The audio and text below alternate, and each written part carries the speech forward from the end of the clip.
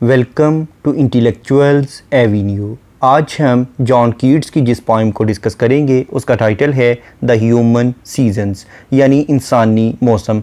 ये बेसिकली एक सोनेट है जो कि 14 लाइंस पर कंसिस्टेड है। सोनेट को डिटेल में समझने के लिए इसी चैनल यानी इंटेलेक्चुअल्स एवेन्यू पर लिटरेरी टर्म्स की प्लेलिस्ट को विज़िट करें जिसका लिंक नीचे डिस्क्रिप्शन बॉक्स में मौजूद है। इस पोइम में पोइट ने 4 मौसमों को इंसान की ज़िंदगी के साथ कंपेयर किया है और इंसान की मेंटल कंडीशन का बताया है कि इंसान की ज़िंदगी में भी इंसान के जहन पर 4 दौर आते हैं।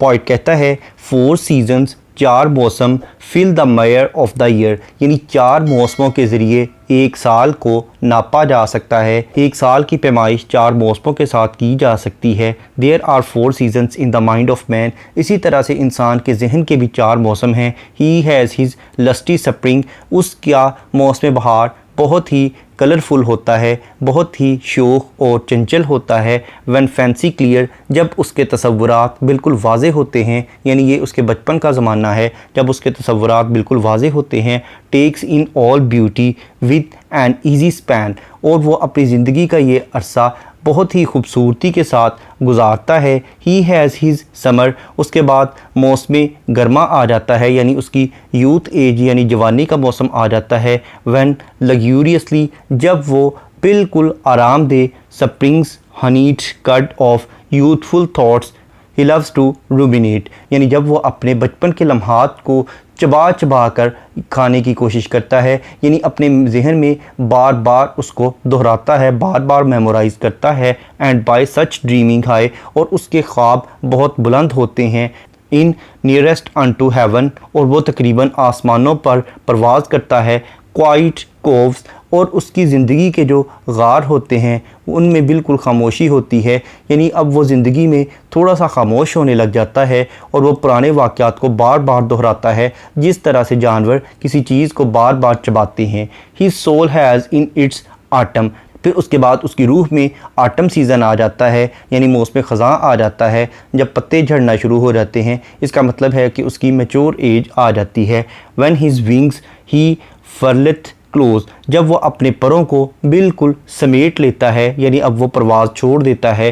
Contented so to look on mists in idleness, और वो बड़ी सुस्ती और काहली के साथ जो ज़िंदगी की धुंध होती है उसको बड़े कनात के साथ, बड़े सब्र के साथ देखता है। To let fair things pass by unheeded as a threshold brook, और वो बहुत सारी चीज़ों को बग़ैर देखे ही गुज़रने देता है, बिल्कुल ऐसे जैसे कि किसी नदी का किनारा हो। यानी जैसे किसी नदी के किनारे पर बहुत सी चीज़ों को इंसान इग्नोर कर देता है, उसकी ज़िंदगी भी उस नदी के किनारे की तरह हो जाती है, वो बहुत सी चीज़ों को इग्नोर कर देता है। He has his winter too of pale misfeature, यानी फिर उसकी ज़िंदगी में मौसम सरमा आ जाता है यानी बुढ़ापा आ जाता है और उसकी हर चीज़ जर्द हो जाती है, यानी उसको बहुत ज़्यादा बदकिस्मती और रंजो अलम और तकालीफ़ का सामना करना पड़ता है।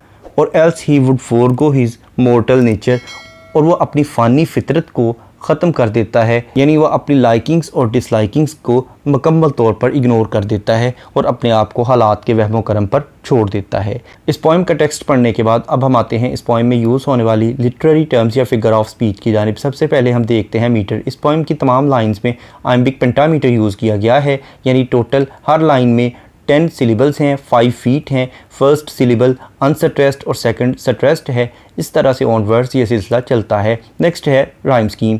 इस पोइम की राइम स्कीम है A B C D E F G, यानी तमाम लाइंस अल्टरनेटली एक दूसरे के साथ राइम्ड हैं, यानी फर्स्ट लाइन थर्ड के साथ, सेकंड फोर्थ के साथ। इस तरह से ऑन वर्ड्स ये सिलसिला चलता है, जबकि लास्ट 2 लाइंस आपस में राइम्ड हैं। जैसा कि फर्स्ट लाइन का लास्ट वर्ड है ईयर, थर्ड लाइन का लास्ट वर्ड है clear, year clear. Second line का लास्ट वर्ड है मैन, फोर्थ लाइन का लास्ट वर्ड है span, man span. Fifth line का लास्ट वर्ड है लग्यूरियसली, सेवंथ लाइन का लास्ट वर्ड है हाई, लग्यूरियसली हाई।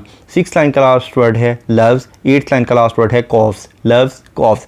नाइन्थ लाइन का लास्ट वर्ड है विंग्स, 11th लाइन का लास्ट वर्ड है things, wings things. 10th line का लास्ट वर्ड है लुक, और 12th लाइन का लास्ट वर्ड है ब्रूक, लुक ब्रूक। उसके बाद लास्ट 2 लाइन्स आपस में राइम्ड है, यानी मिस फीचर और नेचर।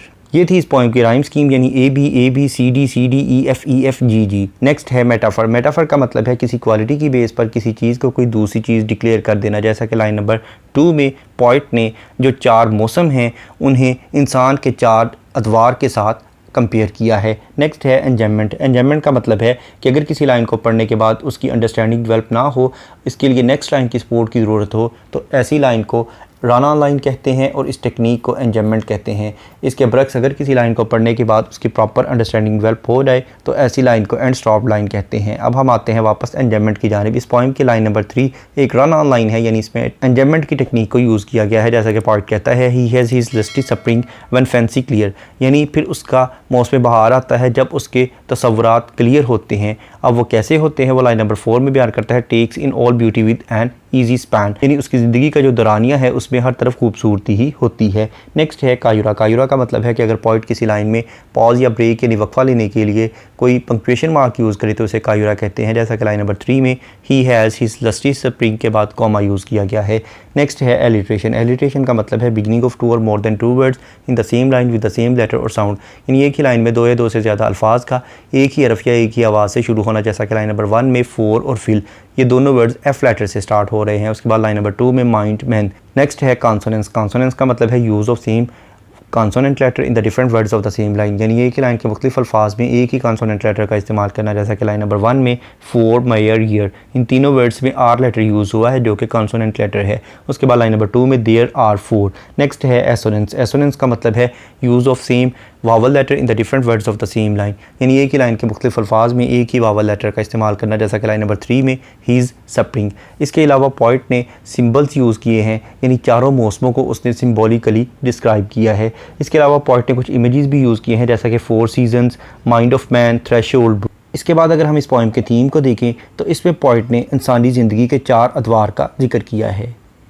यहाँ पर यह पोएम ख़त्म हुई। इसके अलावा जॉन कीट्स के दीगर लेक्चर्स को डिटेल में समझने के लिए इसी चैनल यानी इंटेलेक्चुअल्स एवेन्यू पर जॉन कीट्स की प्लेलिस्ट को विज़िट करें। इसके अलावा जिन लिटरेरी टर्म्स का जिक्र इस पोएम में किया गया है उन तमाम टर्म्स को डिटेल में समझने के लिए इसी चैनल यानी इंटेलेक्चुअल्स एवेन्यू पर लिटरेरी टर्म्स की प्लेलिस्ट को विज़िट करें। इन दोनों प्लेलिस्ट्स का लिंक नीचे डिस्क्रिप्शन बॉक्स में मौजूद है। Thank you for attending this lecture.